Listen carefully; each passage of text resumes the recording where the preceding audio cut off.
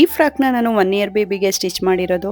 Hello everyone, 1 metre fabric ನಾನು ಇಲ್ಲಿ ತಗೊಂಡಿದ್ದೀನಿ. 4 ಫೋಲ್ಡ್ ನ ಮಾಡ್ಕೋಬೇಕು.